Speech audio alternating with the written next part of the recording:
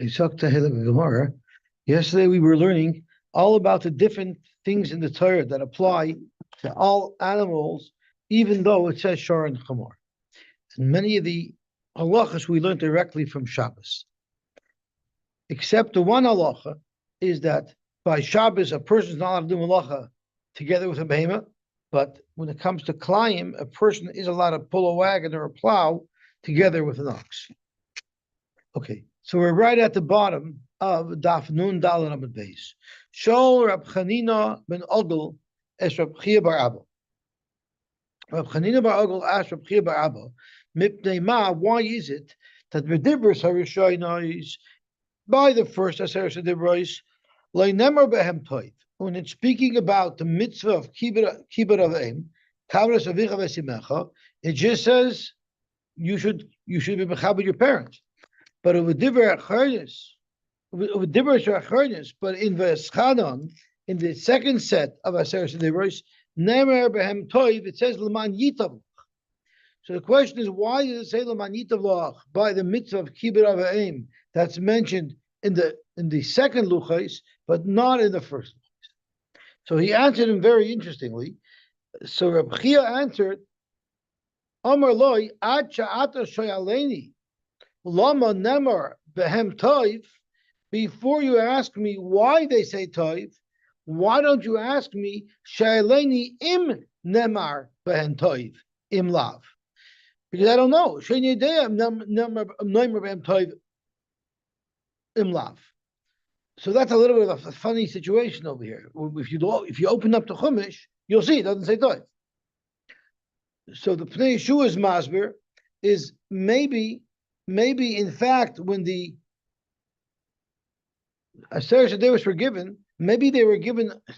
There was only one Aseres HaDibros. There was only one Maimed Har Sinai. So maybe the Torah in Yisrael doesn't record it fully, but Avada it said Toiv.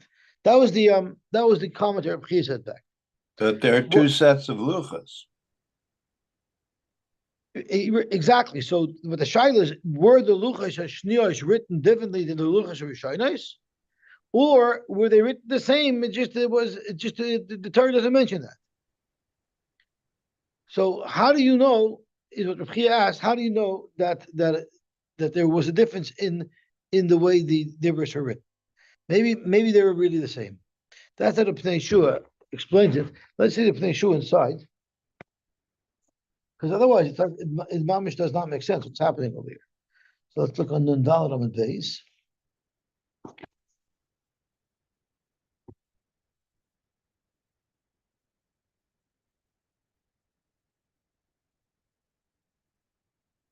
That's not the only difference, is it? No, there's other differences as well. We've had earlier differences. By Shabbos, there's a list of all the animals individually or not. So we had actually other things as well.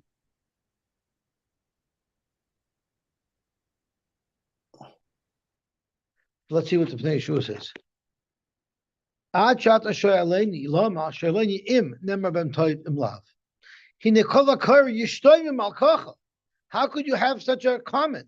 V'chigaver rabba krab chia bar abba lo hayu yodeya chalila ma shitinoike shal beis rabban yoidim shaloi nemar toiv v'dibros harishonos uv'achronis ksiv. How could Rab Chia say you don't know if it's written there or not? Everyone knows. Anyone who learns Chumash knows that it's not written L'man Yitav Loch in Parshas Yis, right? And it is written like that in Parshas Vaschanan. V'im mishum de lashon toiv mamish loiksiv. If it's just a theoretical question, maybe Avada there's a L'man Yitav Loch, but it doesn't say that word. Amai kamer sheini yodeya. What do you mean you don't know? Of course you know. Void denir kefel halashon shayaleni sheini yodeya. Im Nemar. So what was the lashon that he said?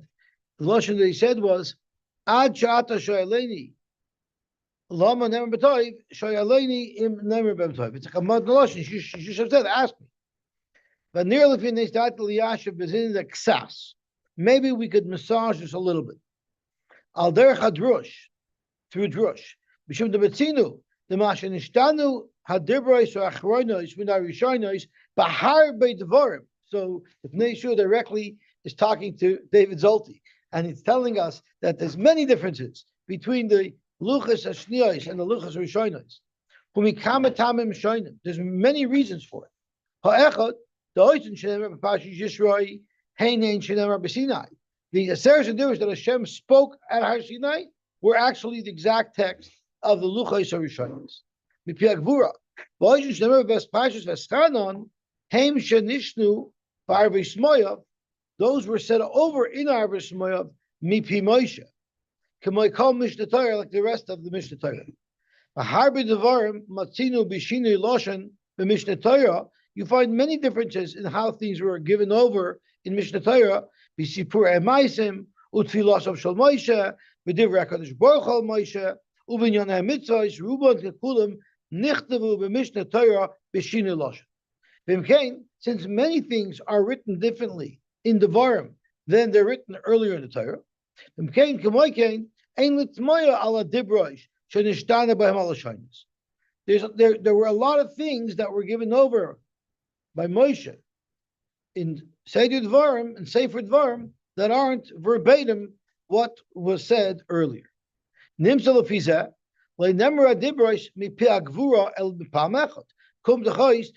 one set of Aseret Dibros that was directly dictated from HaKadosh Baruch Hu to Klal Yisrael.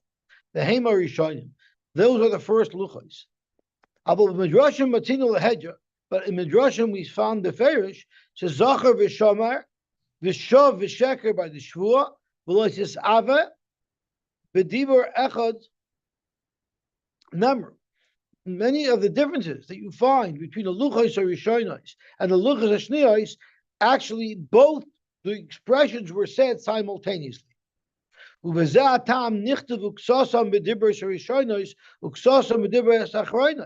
Since there's many words that two words were spoken simultaneously, the way it was written was one word was written when the Torah wrote the Luchos Rishonos in Yisrael, and the other word was written the way the Torah writes it in the Luchos Shniyos. Ela the Zatam lo shayich ela heicha sheksuva b'shini lashon v'tavar ist. But this Svara Zok Pnei Yeshua works for Zachar v'Shomer, where one word replaces the other words. But as far as the extra bracha b'leman that we're discussing whether or not was said in the Luchos Rishonos, al l'ma shaloi nemar l'man yitavlach b'Rishonos u'v'acharonis nemar lo shayach la'loi miratam shebedibur echad nemar. There you can't use that reason that two words are spoken simultaneously. It just doesn't say l'man yitavlach. Oid matzasi, I also found Shakadosh Baruch Hu ba'atzmai higid shnei pa'amim ha'aseres adibros. The Rebbeinu Shalom dictated the aseres adibros 2 times. But Rishayna Amar Kol Advarim b'dibur echad. The first time he said all of the simultaneous words, he said them like a human can do. He said them together. The achga chazer repirsham, and then the Rebbeinu Shalom went over the aseres adibros again and explained it. That's why the Luchos are written, the Aseret are written twice in the Torah, the Pashas Yisroi, or the Pashas V'Eschanon, because Hashem said it twice. And in fact, the way HaKadosh Baruch Hu told us the Luchos Rishonos, the way HaKadosh Baruch Hu told us the Aseret Adibros in Yisroi is different from the way HaKadosh Baruch Hu told us the Aseret Adibros in Dvarim. Ubedrushim halesi, in my drushim, I brought up the bazeh pligi tanoi b'Yushalmi. There's actually a machlokes tanoim in the Yushalmi. Im hoyu aluchos chamisha dibros mitzadzeh the hey mitzadzeh, where there are 5 dibros on each tablet. Oyasara mul asara, or it was 10 keneged 10. I'm not sure exactly what this shaila is. V'alfinallah midachsiv. V'yagid lachem keflayim l'sayshia v'hainu zeh ha'inyan ba'atma shekasafti, and Dr. Pnei Yeshua, that's referring to what I said earlier. Im ha'amiram b'Hakadosh Baruch Hu ha'irak pamachas, if Hashem only dictated that says there was once, haksiv gamkein Hayirak Pamachas. There was one ksiva. Alvamam the Amar Yud Mul Yud. I guess it means on one side there was the Seres Dibrais of Yisroi, and on the other side there was the Seres Dibrais of Dvarim. Sovar Sha'amir Mekadosh Baruch Hu Yabesbam. So that would mean when Moshe Rabbeinu brought down the Luchas originally, it was only written one way, and then when he came back the second time with the Luchas, it was written on both sides. When we call Elu Ataman Leimatinu Behechrich Shashinu Humakmal Sharishonis Nichtevu Ala Luchas Harishonos V'Hu Achronos Shepashas Chada Niftu Ala Luchas Achronos. Maybe we won't say because of this that the Luchas Harishonos had the text of Yisrael, and the Luchas Achronos had the text of Veschanan. Al Mitshuvas Abshum Levi the Omar Hoyel V'Soifen Lishtaber. Shuban Levi will tell us in a minute. The reason why the Luchas Harishonos didn't tell him Manit of Loch is because those Luchas were broken, and we never want to break Toiv.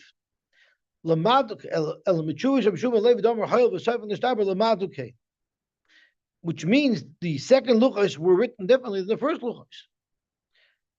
V'hita macher nimtza. Lefizeh yuvan. Lefizeh you could understand. The vader abchir bar Abba Yoda Shapir the bedibers harishonos loy nemer bem toiv. Of course, Rabchia knew that you don't have to ask if it's a toiv. He knew in Pashush Yisrael doesn't say toiv. Gefi aksuvim shalofanenu. Of Mashik Rabchia, what Rabchia wanted to know is dafka lashinu the lemanitavlach. But loy kasha. No, so it could be it was supposed to say lemanitavlach, because maybe that's where the Dibros, that's how Hashem said it, but they didn't write it. So Avada Hashem said L'manitavlach, and there was no difference in the way he dictated, at least the mitzvah of Kabbalah Savicha, between the first Luchos and the second Luchos, except they didn't want to write it. L'kashalei al kama shinuyim animtza behem, and all the other shinuyim the Gemara didn't ask about. Shinuyim arminon sheshneim nemru mipei HaKadosh Baruch Hu, because the other shinuyim. The Yeshua is saying that that's how they were written. The nichtavu ksasam b'rishonos uksasam b'achronos. There, like Shomer v'Zocher, they were written once with Shomer, one with Zocher. Ma'ashengen b'leman yitav loch shechisaron hanikar. That's not just a change of two things being set together. That's a complete omission of a phrase. Kashaloi there abchiyat shver lama loy nemru be'emes mipei HaKadosh Baruch Hu. Why didn't HaKadosh Baruch Hu say L'manitavlach? V'im noimar, and if Hashem did say L'manitavlach, lama loy nichtavu, why weren't they written on the Luchos? Then Rabchia answered, She'en yedeyam nemar behen. In other words, nemar daika im naimru mipei gvura v'chesarnu b'ksiva. His shaila was, did the Rabbanu Shalom during the first Dibros actually say L'manitavlach? But it wasn't written on the Luchos because of Rabbi Shua ben Levi's reason. Or maybe Hashem didn't even say L'manitavlach.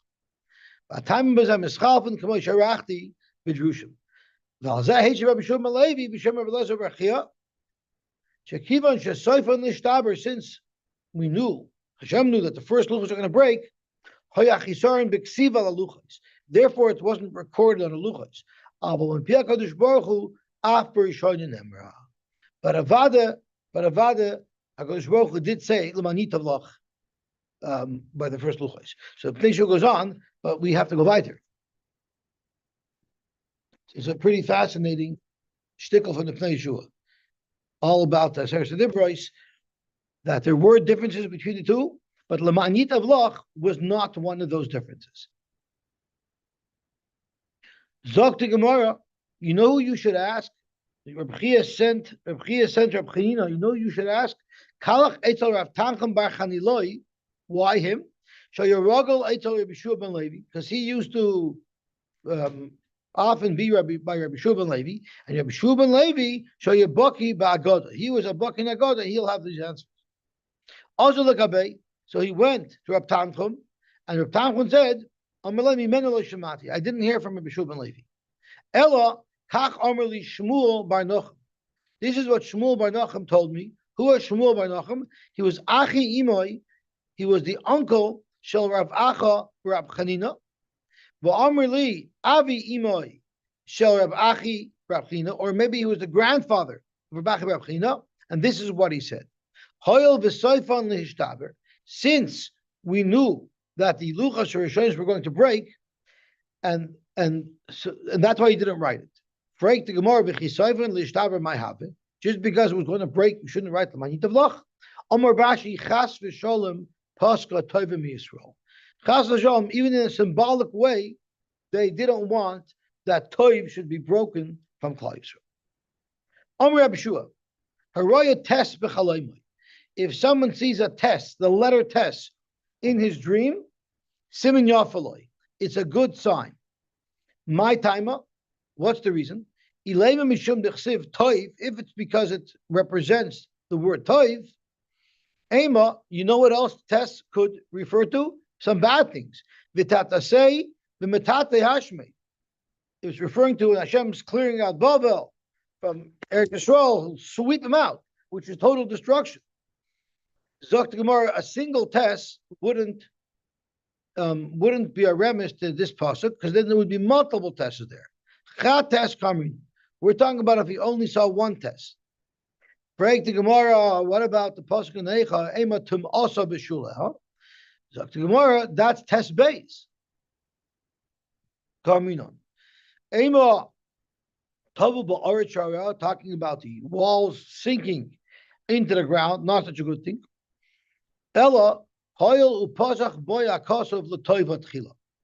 The very first time, Dr. Gemara, that the letter tes is found in the Torah, shemi bereishis ad vayar elikim esa'ar, up until that pasuk, loiks of tes. There is no letter tes in the entire first part of the Torah until it says kitoiv.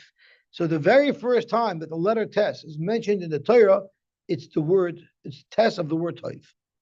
That's why it's a good sign to dream tes. If someone sees hesped in his cholim, and Gemara is going to tell us in a second, he didn't see a hesped occurring in his dream, he saw the word hesped spelled out, it's a sign that chasu olav bin hashemayim, it's a sign that he was supposed to be punished, but he saw rachamim, and he was saved from it. Upadu. So hesped is chas pot. The hay was changed to a ches, but it's chas pot. Ufadu, that's why it's a hay. That's why it's spelled with a hay, to show that there's a change. This whole good sign is only if he sees the word spelled out, hesped, he doesn't see the vision of a hesped.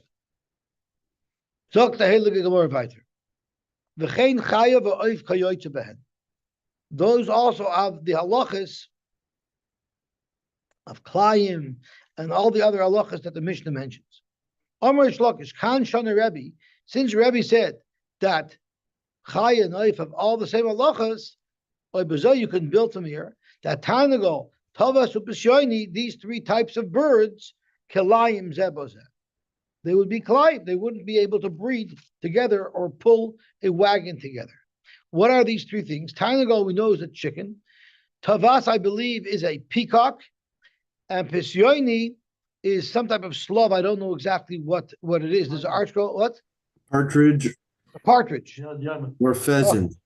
A partridge, if you have a dream of a partridge in a pear tree, you better run away from mistletoe. I want to say that the Lubliner strikes again. Shmuel wants to say that maybe the Lubliner strikes again, because we're learning about partridges. But Shmuel said, I don't want to say that. Okay, Zok to Gemara. Pshita, they're different meaning. Amrab Chaviva Mishum, the Rabbu Bahad Adodi. Since they grow together, they live together. I would think, Mao the Tema Min Chatu, they're one species. Kamash Valon, that they're two different species. Gewaltig. Zok to Gemara weiter. I think Tosha said something very interesting. Zok to Gemara weiter. Amar Shmuel, Av is a goose, but Av is a bar, which is some type of wild goose. Klayim Zebozeh. These would be Klayim. They're two different minim. Let me see if Rashi says anything about Avis. No, he does not. Okay. Matkavo Rabba by Rav Chanan. My time. What's the reason? Or kuei. This has a long bill. And this has a short bill. How do you pronounce that word? What? No, I know it means a big. But how do you pronounce the Hebrew word? Kave or koye? Elamayata galma parsa vegamla taya. There's two different types of camels. The high olam koye, he has a thick neck. By cotton koye, and he has a small neck. It's funny because koye by a bird means a beak, and koye by a camel is referring to the thickness of his neck. I'm not sure how. Hachanami dava klaim zebazeh. Oh, you can tell me these two types of camels, these two species of camels, are klaim, and I guess the Gemara feels that the Gemara knows that it's not klaim. Ella Amar Abaye, you know what the difference between these two geese are? Not the size of their beak. That wouldn't make a difference. Rather, zeu beitzov mibachutz. The male has his beitzim on the outside. Zeh beitzov mibifnim. And the other type of goose, the male beitzim are not outside; they're inside the body. Rav Papa Amar ha ta'una chad b'yasa. Going to the female. The female only carries one egg at a time. B'shichla in her body, I guess. And the other chicken could grow multiple eggs. Rashi says, "B'shichla b'tina achas," in one load. Avos bar einetayin beyeshnia achetelaras rishon. You'll never have two eggs developing in an avos bar. Once it lays an egg, then it'll start developing a second egg. Sorry. So once again, this is a proof to the worldwide shaila. What came first, the chicken or the egg? Here, clearly, you see that the chicken comes first, and the egg grows inside the chicken. Zok the Helig Gemara. Amar Biyam Amar Shlokish. Hamar Bia Shnei Minim Shebeyam. If you breed two species of animals that you find in the water, like two fish, but we'll soon see what it's referring to. Like Yiga Malchus. It's called Behemtech Alo Shavia Klai. My timer, Amar of Adabar Ava Mishmedu Ula, Osha Limineu Miyabosha. It says by the creating the animals that are in the water, it says the word Limineu. It says Vayivra Lakim is Ataninim Agdoilim, Veskol Nefesh Achaya Harimeshes, Asher Shartzu Amayim Limineu. Veskol Leif Limineu. So it says Limineu on animals that live on dry land. And there we say there's a din climb, an Isser climb. So too, there's an Isser climb with animals that grow in the water. So there's an Isser climb of reveal, of breeding them. Boy rachva shaila. What about mixing in pulling a wagon a fish with a donkey? Hamamik be'iza v'shibuta. And Rashi, how would you do that? So Zok Rashi, you'd have a wagon along the road right on the riverbank, and it would be drawn by a donkey, let's say, and there'd be another rope from the front of that wagon going into the water connected to a fish, and the fish and the goat would be pulling the wagon together. You have to think of a good title for today's Gemara because there's a lot of material here. Pulling a wagon with a fish and a goat. This sounds like something out of Dr. Seuss. Right? You can imagine a Dr. Seuss. That's right. Mahu. Miyamrinon, I think what was in the wagon was a full load of green eggs and ham. And Sam I am. I don't want green eggs and ham. Miyamrinon, do you say, Kivon de Iza Lainachus Payam? Since a goat will never find itself in the water, the Shibuta Laisalak Liabasha, and the fish will never find itself on dry land, like klum of it, they're so far apart, it's not even doing anything together. I guess there's no concern that they'll ever mix, and therefore there's no chiyuv, no yisur climb. Right now, they are working together, and that is prohibited. Okay? Rashi says, Kashar koroin la'ez v'dag. Zeh tzaf al amayim, v'zeh moshech imay al sfasayam. Now we have an important piece of information that's going to be relevant to the next line of the Gemara. Klayim b'chutz la'aretz loy nohaga. There is no Isser climb in chutz la'aretz, at least when you're planting. The mitzvah hatluya ba'aretzi. Planting climb is a mitzvah hatluya ba'aretz. B'chol chayvis karka Ein noyig ela ba'aretz min ha-Torah. But it does not apply to chutz la'aretz. So let's see what the Gemara says over here. Maskav lo Ravina. Elamayata. Chiber chita sara biyadai. If you wanted to do klai zroyim, and you took a chita and a sara seed in your hand, v'zara, and you threw down these two seeds together, but what happened was you were right on the border of Eretz Yisrael. So v'zara chita be'aretz, u'sara b'chutz la'aretz. Hachanami de. If you're going to tell me that a fish on water and an aiz on land could possibly be klayim, well, then maybe they should be chayiv al klayim as well. They're in two different locations. Zokt Gemara, that's not a kasha at all. Or Bava said that's not. Rachma says that's not a tie at all. Ami hachiyashta. Hasam eretz makam chiyuva chutzor loy makam chiyuva. There, one seed is totally not on the makam chiyuv. But hacha idi v'idi chiyuvahu. It's also to do climb with fish in the water, and it's also to do climb with behemoths at the sea, on the ground. So therefore, they're both a makam chiyuv. Maybe they should be also, but you cannot bring a raya to seeds. Zokt Rashi, idi v'idi makam chiyuva. Moyemanik svino yom b'shnei dogim shal shnei minin. That would be chayiv. Okay, gewaltig. Now there's an interesting point. Is it possible to breed fish? So Tosfos says, Riba Yehuda hayamagia. He would change the nusach, the gersh in our Gemara, and he wouldn't say hamarbia shnei minim. Rather, he said hamagbia beis minim shebayah. And there was never a discussion of breeding. It's only a discussion of them pulling a wagon together. Loika, why? You shouldn't the Bereshis Rabu, but you shall me the Klayim Mashma, the Efshir like be a dog. You can't breed fish because it's physically impossible. Umiu, ain't tzarech lagia. You still don't have to change the girsha because of it. The dogim davka who the mashma dein larbia. There are non-mammals like fish. You can't be marbia. But there are marine mammals that you could be marbia. There would be possible. It's not necessarily speaking about a whitefish or a gefilte fish. It could be speaking about a killer whale or a dolphin. So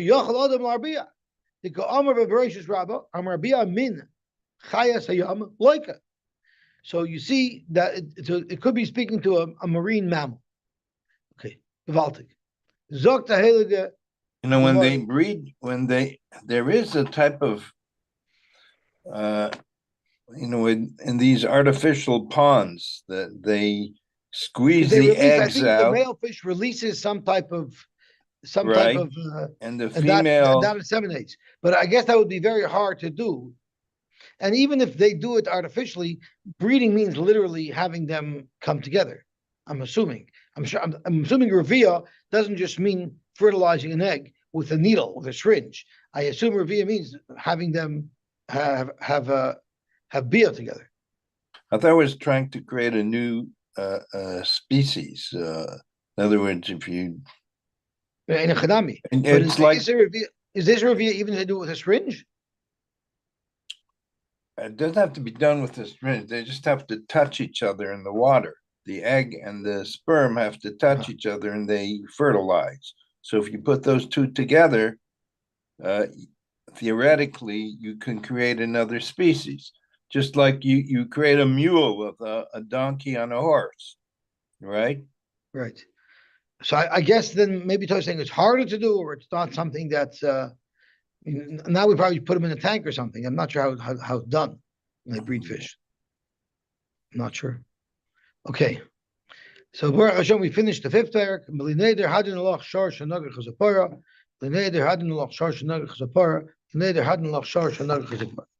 So we finished with the halachas of bar. Now we're going back to the halachas of shein v'regel and the level of shmira required for them. Much of this we've already learned. Most of the Teis Gemara we've actually had before, but now we're having it in its original form. You want to watch your tzayin properly. Tzayin usually are not committing keren, violent crimes. They're usually just causing shein v'regel. They might eat from someone's field. They might step on something. V'nol b'fanah karayu, and you properly close the door. We'll see what that means. V'yotza v'zika. Nevertheless, the animal got out. Potter, the owner of the animal was potter because he did whatever he was able to do. Loy nol b'fanah karayu. What if you didn't lock up, you didn't protect the animal properly? V'yotza v'zika chayiv, and that's where there'll be a chiyah for shein v'regel. Nivritz of a laila. What if the animal you did secure it properly, but at night it broke out? Or listim came and broke your doorway, and that caused the yotza that the animals were able to get out. The zika potter, then the owner is potter. But listim, what if the listim physically didn't just break the door, but they physically took the animals out of the rishos and released them? So then listim chayavim. Then the listim now are going to be chayiv to pay damages. They become responsible. What if you locked it up properly, but where you put them, this pen was in the beating sun, which means the animals are going to be very restless, and therefore, even if you do a normal lock, these animals are desperate to break out, so they'll break out even from a properly guarded stable. And Rashi says, Mitzaira l'shimsha, the sun is bothering them. There's no shade there. It's very sunny. A standard securing of the door wouldn't be enough. The royu that we're talking about is a delas that can withstand the ruch matsuya. Animals that are agitated, that want to escape, will get out from there. Or you gave it over to people who are not capable of watching it. What about Masra L'Roya? You gave it to a responsible Shomer. As we learned earlier, we quoted this mission earlier, Nichnas Haraya Tachtov, he's now fully liable. As Rashi says, L'Schayev bin Nizak. What happens if Nafla Legina? And Rashi says, what happened? It was on the roof of your property, and it fell off the roof into the neighbor's yard. V'nehenes. And it didn't eat anything, but the vegetables that it fell on and damaged softened the fall. So therefore, the animal has a yujana. Mishalemes mashenehenes. You don't have to pay the value of food. You have to pay for padding, which is worth much less, because that was the level of hana that you had. But yarda kedarka vizika. But if the animal climbed down and ate food, that they're already to mishalemes zika. Then you have to pay full damages. How do you do the assessment? You don't see what these fruits are worth. That's very expensive. Rather, you take a big property. What would someone pay for a field that has every single row full of fruit versus a field that the row is missing some fruit? That is a much less of a difference. What if the pears are completely fully grown, ready to be harvested? Then Mishalemes pears gemurin. Then you don't say that these are connected to the field. Then you look at it like he damaged his pears, and you pay what you pay for in Sobeys for such fruit.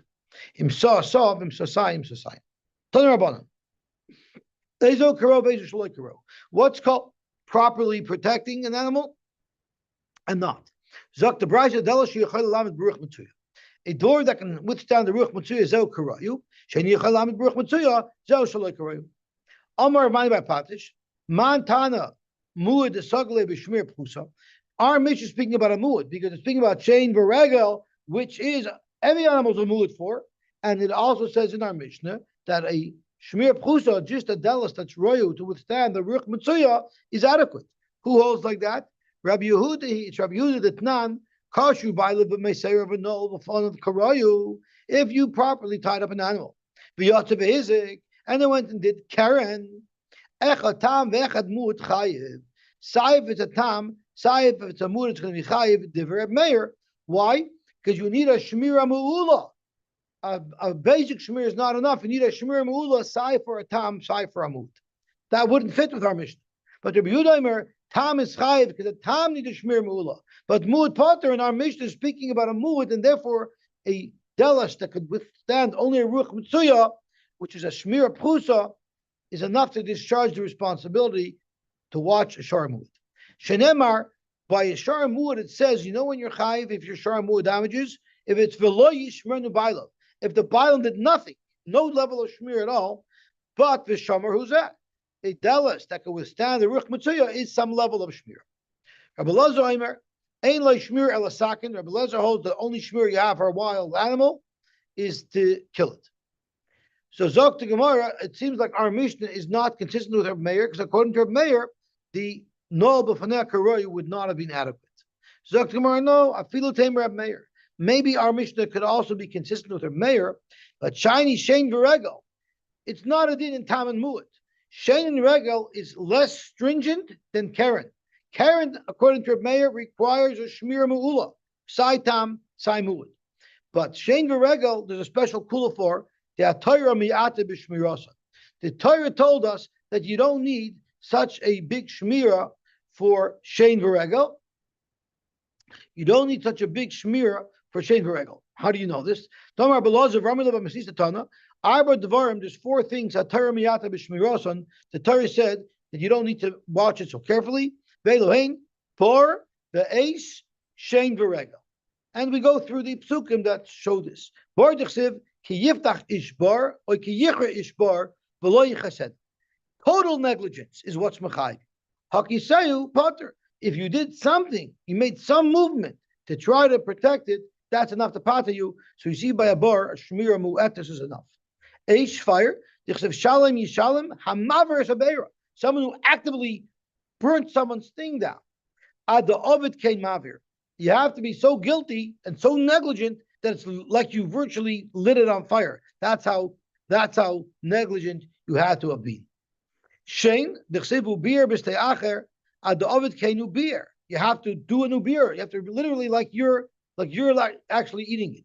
As Rashi says, kein shiachileno livehemto biyadayim. It's got to be such a negligence that it's almost as if you fed the animal the food that he was eating of the other person, of the nizik. Regel d'chsev v'shilach, ad ovid kein v'shilach. It has to be literally like you're leading it to stand to trample on someone's stuff. Now, how do we know that shilach means regel? Again, this is a chazara of the earlier part of the Masechta. How do we know your beer is referring to Shein? So Zok to Gemara. Time of the ovid kein v'shilach. The only time you're going to be chayiv for Shein, for regel, is if you mamish practically led the animal out. Ubir. Haloi of it, loy. So you see clearly that there's a special kula by Shein v'regel. And even though Reb Meir holds that by Karen, Ashar Tam and Ashar Muad both require a Shmir Mu'ula, for Shein v'regel, he agrees. It's meduyik from our Mishnah that our Mishnah is making a distinction between Karen, which our Mishnah is not discussing, and Shein v'regel, which our Mishnah is discussing. How do you know that? The Katani Tzoin. The Mishnah starts off with a kindness Tzoin. Why is the Mishnah changing from the subject matter that we've been discussing until now? Up until now, the Masechta was always about a shor. Michti, b'shar kaskin and vasi. We've been discussing shor all along. Nisni shor, why didn't it say hakoinish shor ladir? Maishna, the Katani Tzoin. Why did the Tana change from the item that we've been discussing until now, shor, and now suddenly start addressing Tzoin? It must be because this kula that the Tana is mentioning here, that a shmir pchus is enough, is only by Shein v'regel, because the Torah is b'mayit b'shmirasan. Lav mishum the kan karen loik siva, but Shein v'regel u'duksive. It's only for Shein v'regel where we have this kula, and that's why the Tana used Tzoin to illustrate that I'm no longer talking about Karen. I'm now talking about a new subject about Shein v'regel, and it's only by Shein v'regel where there's a kula in its shmira.